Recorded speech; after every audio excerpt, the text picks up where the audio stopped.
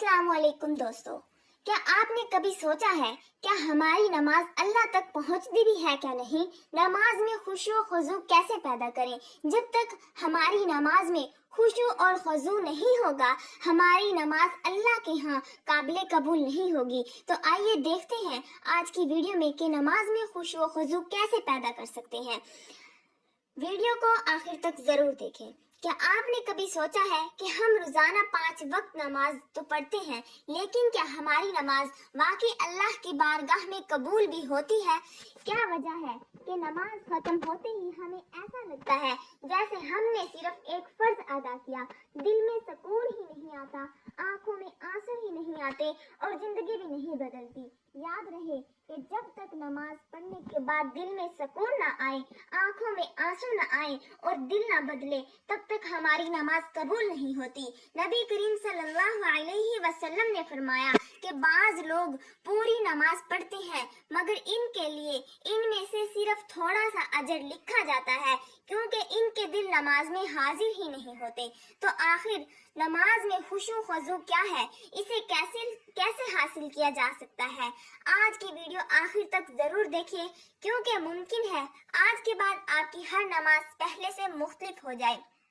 मुआज़िज़ सामईन, एक हदीस में नबी करीम सल्लल्लाहु अलैहि वसल्लम ने मना फरमाया कव्वे किसी ठूंगे मारने से और सजदे में दरिंदों की तरह बाजुओं को बिछाने से, और इससे भी कि आदमी मस्जिद में किसी मखसूस जगह को अपने लिए मुकर्रर कर ले, जैसा कि ऊंट कर लिया करता है। कव्वे किसी ठूंगे मारने का मतलब वाजिया है कि रकू क्या है, तो वही रकू किया तो वहीं से सजदे में चले गए। सजदे से उठे तो सर उठाने भी ना पाए थे कि फौरन कव्वे किसी ठूंग दूसरी मार दी। यानी रकू सजदे इतनी जल्दी ना किए जाएं कि अभी सर झुकाया और फौरन उठ गए। इसको नबी करीम सल्लल्लाहु अलैहि वसल्लम ने कव्वे की ठूंगे मारने से तशबीह दी है।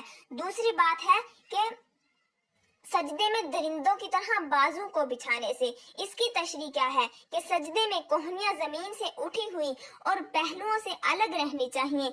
अलबत्ता कोई बीमार है या बहुत बूढ़ा है और वो कोहनियां जमीन पर लगाकर सहारा लेने के लिए मजबूर है, तो उसकी और बात है। उलमा ने लिखा है कि सजदों में हाथों की उंगलियों को मिलाने का और रुकू में उंगलियों को अलहदा करने का एहतमाम भी जरूरी है। शरीयत ने उंगलियों को मिलाने का, खोलने का हुक्म बेफायदा नहीं फरमाया है, यानी ऐसे मामूली आदाब की रिआयत भी जरूरी है। और नमाज में खड़े होने की हालत में सजदा की निगाह का जमाए रखना और रकू की हालत में पांव पर निगाह रखना और सजदे में नाक पर रखना और बैठने की हालत में हाथों पर निगाह रखना नमाज में खुशू को पैदा करता है और इससे नमाज में दिलजमी नसीब होती है। जब ऐसे मामूली आदाब भी इतने फायदे रखते हैं, तो बड़े आदाब और सुन्नतों की रिआयत का खुद अंदाजा कर लीजिए कि किस कदर फायदा बख्शेंगे।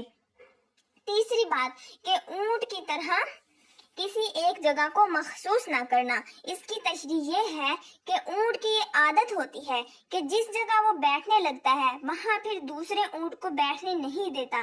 नबी करीम सल्लल्लाहु अलैहि वसल्लम के इरशाद ग्रामी का मकसद ये है कि आदमी को मस्जिद के अंदर कोई खास जगह अपने लिए ऐसी नहीं मुकर्रर कर लेनी चाहिए कि अगर किसी वक्त कोई दूसरा वहां बैठ जाए तो उसे नागवार गुजरे। मस्जिद तमाम मुसलमानों की जगह है और जो शख्स जहां पहले आकर बैठ गया वो उसी की जगह है।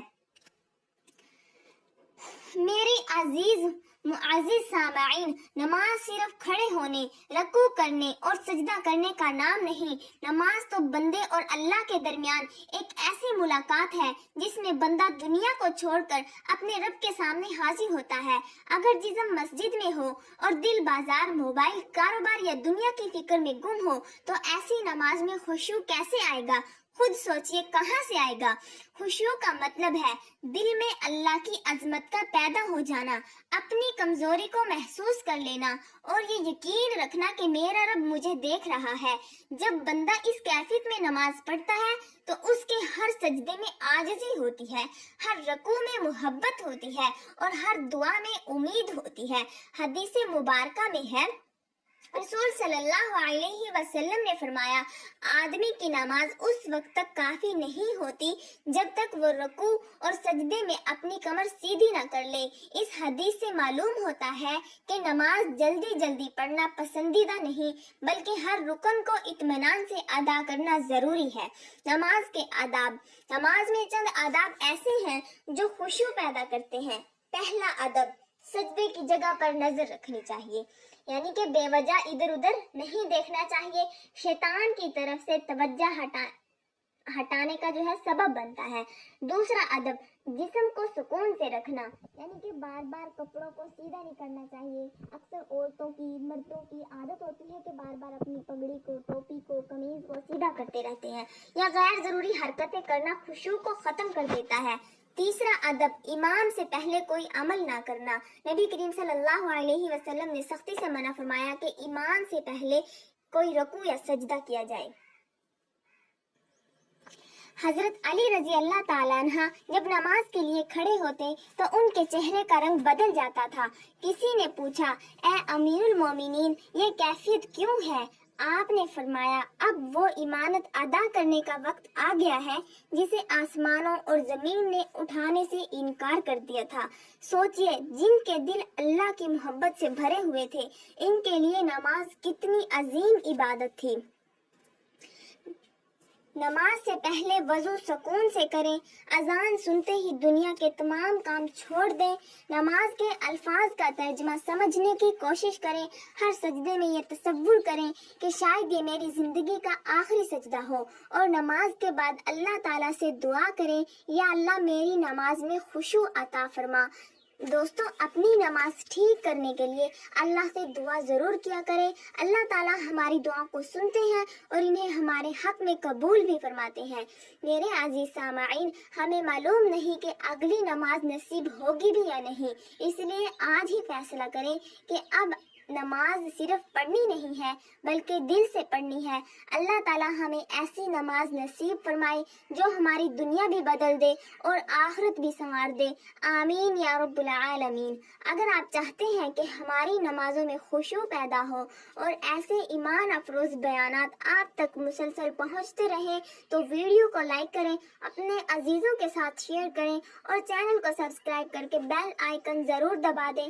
कमेंट में जरूर लिखें, अल्लाह हमारी खुशू वाली नमाज अता फरमा। आमीन सुम्मा आमीन।